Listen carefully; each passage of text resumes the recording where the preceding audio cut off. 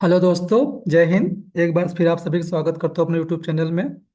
और आज हम डिस्कशन करेंगे दोस्तों, रिहैबिलिटेशन काउंसिल ऑफ इंडिया भारतीय पुनर्वास परिषद के बारे में, जो कि स्पेशल कोर्स करने वाले सभी के लिए वेरी वेरी इंपॉर्टेंट टॉपिक है। चलिए शुरुआत करते हैं दोस्तों। दोस्तों यहाँ लिखा हुआ है RCI rehabilitation council of India, जो कि देखा जाए ministry of social justice empowerment DPW department के अंतर्गत रन करती है। अगर देखा जाए इसका इस्टेब्लिश हुआ था सोसाइटी रजिस्ट्रेशन, जब इस बात किया जाता है तो 1986 में इसका हुआ था सोसाइटी रजिस्ट्रेशन। और इसको स्टेटरी बॉडी के रूप में इसको 22 जून 1993 में, और इसका जो एक्ट बन के आया था ये 1992 में आया था। तो इसमें तीन तरीके से क्वेश्चन पुटअप होते हैं कि सोसाइटी रजिस्ट्रेशन कब हुआ था, तो 1986 1986 में। और स्टेटरी बॉडी जब रूप में स्थापित हुआ था तो 22 जून 1993 में। लेकिन बट जब RC एक्ट के रूप में जो हमारे सामने आया था तो 1992 में आया था दोस्तों। और अभी तक इसमें एक संशोधन हुआ जिसको अमेंडमेंट कहते हैं। एक्ट अमेंडमेंट जो होता है हमारा, ये 2000 में आया तो 2000 में अमेंडमेंट हुआ है ये। तो इसमें एक ही अमेंडमेंट हुआ है। और जो इसका मेन मोटो है ना, ये पर्टिकुलर जो होता है कि पर्सन विथ डिसेबिलिटी जो बच्चे होते हैं, CWSN जो हम कह सकते हैं, चिल्ड्रन विथ स्पेशल नीड्स जो बच्चे होते हैं, उन्हीं के लिए है ये। उन्हीं के लिए ही हमेशा ये कार्यरत है, उन्हीं के बारे में हमेशा ये कार्य करता है दोस्तों।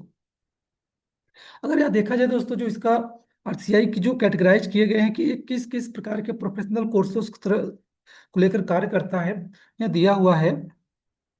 आइडियोलॉजिस्ट एंड स्पीच थेरेपिस्ट, जो डेफ एंड डफ बच्चे होते हैं उनके लिए जो आइडियोलॉजिस्ट, जो उनके ईयर के मशीन्स लगाए जाते हैं, जो उनमें DB मेजरमेंट किए जाते हैं, तो ये सब पूरा जो काम होता है आइडियोलॉजिस्ट एंड स्पीच थेरेपिस्ट, जो कि प्रोफेशनल कोर्स के अंतर्गत काउंट होता है। क्लिनिकल साइकोलॉजिस्ट उन बच्चों के लिए किया जाता है जिन बच्चों के की उनका नैदानिक इलाज किया जा सके, कि उनकी मनोदशा को समझा जा सके, इस तरह का प्रोफेशनल कोर्स RCI चलाती है। और hearing aid and year mould technician होते हैं, जो कि अगर उनके पास कोई हियरिंग एड है, अगर यूजर है बच्चा डेफ एडम, तो अगर उसमें कोई प्रॉब्लम आ जाती, कोई समस्या है, तो उसको रिपेयर करने के लिए जो hearing aid and year mould technician होते हैं उसमें अंतर्गत काम आता है, जो भी एक प्रकार से प्रोफेशनल है RCI के अंतर्गत अप्रूव होते हैं। रिहैबिलिटेशन इंजीनियर होते हैं, स्पेशल एजुकेटर, जो कि अलग अलग स्ट्रीम के होते हैं। अगर HI का है तो HI का स्पेशल एजुकेटर रहेगा। अगर हमारे पास अभी जो IDD हमारा होता है, IDD के अलग अलग प्रोफेशनल टीचर्स होते हैं स्पेशल। और अगर मान लो BI के हैं तो BI के अलग अलग होंगे टीचर। तो अलग अलग प्रोफेशनल अलग अलग टीचर होते हैं, वो चाहे स्पेशल HI के हों, या फिर पर्टिकुलर ID के हों, या फिर पर्टिकुलर MD के हों, या पर्टिकुलर LD के हों। मेरा कहने का तात्पर्य है कि जो अलग अलग प्रकार जितनी डिसेबिलिटियां हैं, सबके अलग अलग जो RCI कोर्स कराते हैं, सबके अलग अलग स्पेशल एजुकेटर होते हैं। और वोकेशनल काउंसलर भी प्रोफेशनल कोर्स के अंदर रखा गया RCI ने। प्रोथोस्टिक ऑर्थोस्टिक ये होता है दोस्तों, आपको कभी कभी डाउट होता है। प्रोथोस्टिक ऑर्थोस्टिक होता है जो रेडीमेड आर्म्स लगते हैं हमारे पास, जो शरीर के अंग लगाए जाते हैं। जैसे किसी के मान एक्सीडेंटल कोई हाथ या पैर में प्रॉब्लम आ जाती है, हाथ पैर में समस्या हो जाती है, तो उनको रेडीमेड कह सकते आर्टिफिशियल लिम्स लगाकर हम उनको एकदम एज लाइक ह्यूमन बॉडी उसको बनाया जाता है। आपने कभी बहुत बार देखा होगा, बहुत ही कोई न कोई स्टूडेंट या कोई व्यक्ति, कोई लड़का या लड़कियों में देखे होंगे, जो कभी रेडीमेड पैर, आर्टिफिशियल जो बनावटी पैर, कृत्रिम अंग जिसको बोलते हो, लगाते हैं। और हाथ भी लगाते हैं। इस तरह के जो कार्य करते हैं, प्रोस्थोस्टिक अर्थोस्टिक वाले लोग करते हैं, ठीक है दोस्तों। और यहाँ रिहेबिलिटेशन साइकोलॉजिस्ट है, रिहेबिलिटेशन ऑर्थोटिस्ट है।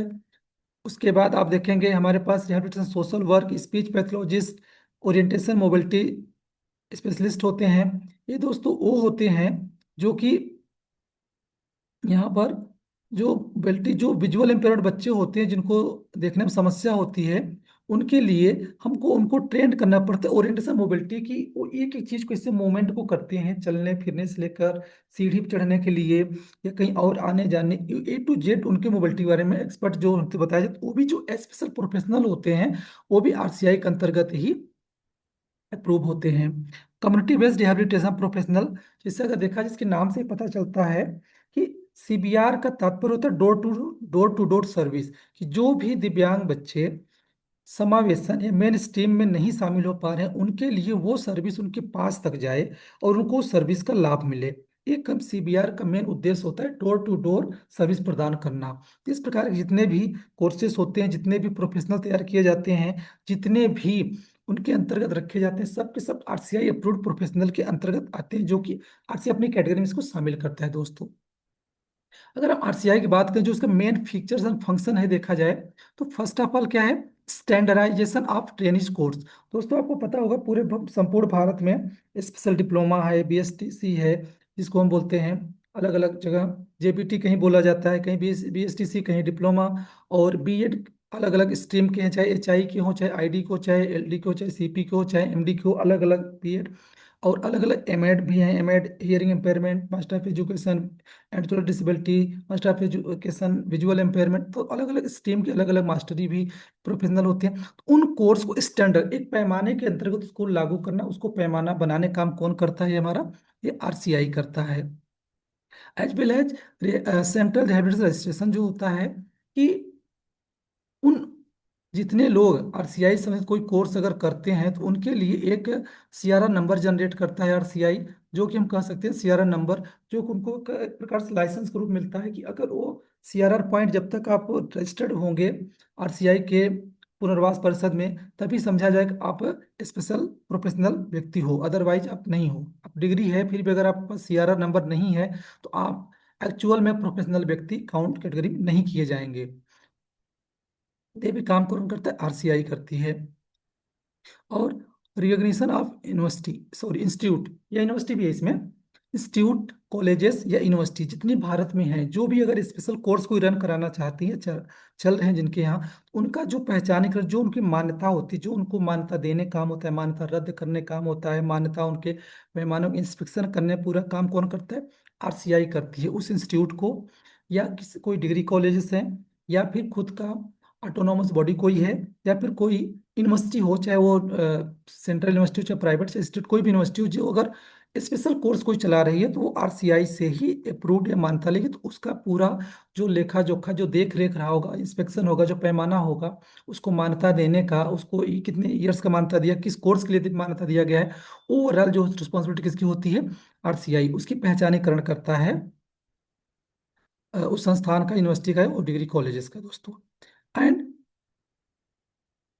कंटिन्यूअस रिहैबिलिटेशन एजुकेशन, ये होता है सीआरई प्रोग्राम दोस्तों। ये बहुत ही मेजर पॉइंट है। अभी हाल फिलहाल में ही आरसीआई ने, जो कि पहले इसकी अवधि थी कि अगर कोई व्यक्ति एक बार सीआरआर जनरेट होने के बाद, तो उसको 5 साल का, दोस्तों उसको 5 साल का, यहाँ मैं लिखता हूँ 5 इयर्स का मिलता था, कि 5 साल में उसको 100 सीआरई पॉइंट कलेक्ट करना पड़ता। कितना दोस्तों, 100 सीआरई पॉइंट कलेक्ट करने के बाद रिन्यूअल कराया जाता था, ताकि आपका जो सीआरआर नंबर यहाँ दिया गया है, इसको एक्टिव रखना है, क्योंकि 5 साल एक्टिव रहेगा, उसके बाद डीएक्टिवेट में चला जाता है, डीएक्टिवेट हो जाता है।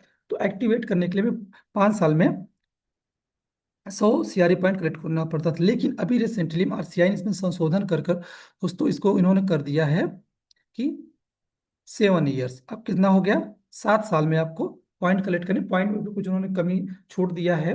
और वो पूरा करने के बाद, जो हमारा पूरा एक्टिवेट जो टाइम अवधि दिया, तो पूरा होने के बाद हमें रिन्यूअल कराने के लिए हमारे पास सीआरई पॉइंट का होना बहुत ही अति आवश्यक होता है, तभी हमारा सीआरआर नंबर जो होता है, वो लाइसेंस नंबर हमारा एक्टिव होता है, अदरवाइज वो डीएक्टिवेट हो जाता है।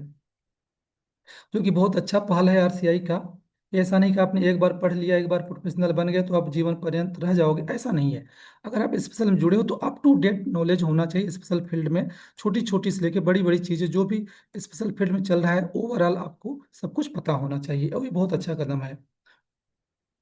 और दोस्तों जो है, अगेंस्ट अनक्वालिफाइड पर्संस, ये उनके लिए भी है कि अगर मान लो कोई व्यक्ति है, अगर वह स्पेशल कोर्स या उसके पास सीडब्ल्यूएस जो सर्टिफिकेट होते हैं, अगर उसको भी क्वालिफाइड अनक्वालिफाइड प्रूव करता है, कि अगर आप हमारे पास कोई प्रोफेशनल कोर्स कर गए हो स्पेशल इस फील्ड में, तो आपके पास उसका प्रति जो भी जिम्मेदारी रिस्पॉन्सिबिलिटी होती है, इंडिविजुअल हर व्यक्ति अपनी वो ईमानदारी से किया या नहीं किया, अगर उसमें कोई भी प्रकार की समस्या पाएगा, उस व्यक्ति को अनक्वालिफाइड पर्सन साबित कर देगा। उसके अगेंस्ट जो एक्शन होता है, अगर मान लो कोई, जिसको हम कह सकते हैं, अगर किसी प्रकार के कोई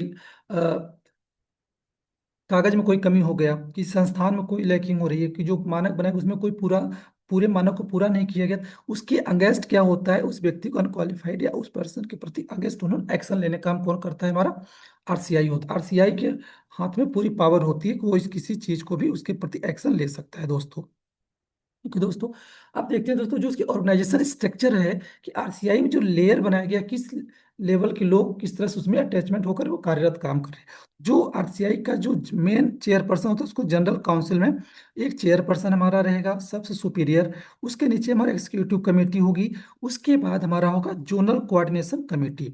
यहाँ पे दोस्तों दिखा है नॉर्थ साउथ ईस्ट वेस्ट, इसको थोड़ा समझने वाली बात है कि जोनल के अंतर्गत जो होता है, ये बहुत ही अच्छा उन्होंने बांट दिया। क्योंकि देखो, समझो आप इस बात को, कि अगर पूरे भारत में चलाना, सभी कोर्स को इंस्पेक्ट इंस्पेक्ट करना, ये आरसीआई के लिए में भी थोड़ा टफ था। उन्होंने क्या किया, अब मान लो एक, दो, तीन, चार, जैसे यहाँ पे क्या है, नॉर्थ, इन्होंने क्या किया, बांट दिया। चार जोनल में इन्होंने बांट दिया है। तो नॉर्थ में जो, नॉर्थ में इस स्टेट को कम काउंट किया गया होगा, और साउथ के स्टेट होंगे, ईस्ट के, वेस्ट के। तो सभी चारों दिशाओं अगर देखा जाए, तो सभी जोनल में अलग अलग स्टेट को शामिल किया गया है। वेस्ट में कुछ अलग स्टेट हैं, ईस्ट में कुछ अलग स्टेट हैं, साउथ में कुछ अलग स्टेट हैं, नॉर्थ में कुछ अलग स्टेट हैं। तो उन स्टेटों को लेकर उनका जो कोऑर्डिनेट कमेटी होगा, वो उसके अंतर्गत ही किया जाएगा। उस स्टेट में अगर उस जोनल में कोई भी समस्या, कोर्स से संबंधित या कुछ और एजुकेशनल समस्या आ रही है, तो जो जोनल मीटिंग हो, तो उसके अंदर उस चीज को समाधान किया जा सकता है। और क्या नया आ रहा है, क्या परिवर्तन किया जा रहा है, तो जोनल बाई जोनल चीजों को एक्सप्लेन करके लोगों तक समझाया जाता है। और एक चीज जान लो दोस्तों, जोनल जो मीटिंग होती है, इसमें सदैव हमेशा प्रोफेशनल लोग शामिल होते हैं, जो कि संस्थान में कार्यरत हैं, उन्हीं लोगों को शामिल किया जाता है, ताकि वो लोग जो काम कर रहे हैं, अप टू डेट आरसीआई के पैटर्न को समझते रहें। जैसे कि फॉर एग्जाम्पल, अगर मान लो हम नॉर्थ की बात करें, नॉर्थ में अगर कोई जोनल मीटिंग होगा, तो नॉर्थ में जितने इंस्टीट्यूट होंगे, जितने यूनिवर्सिटी, जितने कॉलेज जो स्पेशल एजुकेशन के कोर्स ले रखे हैं, मान्यता चला रहे हैं, उनको सभी को इनवाइट किया जाएगा। और इनोवेशन के बारे में बताया जाए, क्या हमारा पैटर्न चेंज हो रहा है। जैसे मैंने भी बताया फॉर एग्जांपल, कि अभी जैसे इजी टेप आ जाए, इजी टेप का जो पैटर्न बनाया गया है, क्या उसका इंस्पेक्शन फॉर्मेट है, क्या उसमें कैसे इंस्पेक्ट करना है, क्या उसके मानक बनाए गए हैं। तो एक एग्जांपल मैंने दिया, ए टू जेड इसी तरह से हर चीज़ें उसको समझाया जाता है। इस प्रकार सभी जोनल मीटिंग कराई जाती है, चाहे वेस्ट का हो, चाहे ईस्ट का, चाहे साउथ का, चाहे नॉर्थ का जोनल मीटिंग हो। इसके अंतर्गत ये सारी चीजें निगरानी रखी जाती है। तो एक प्रकार से ऑर्गेनाइजेशनल स्ट्रक्चर रखा है दोस्तों। ओके दोस्तों, आई होप आपको समझ में आया होगा। फिर मिलेंगे हम आपको एक नए कॉन्सेप्ट साथ और एक नए स्पेशल टॉपिक के साथ। तब तक के लिए बाय बाय, टेक केयर, जय हिंद दोस्तों।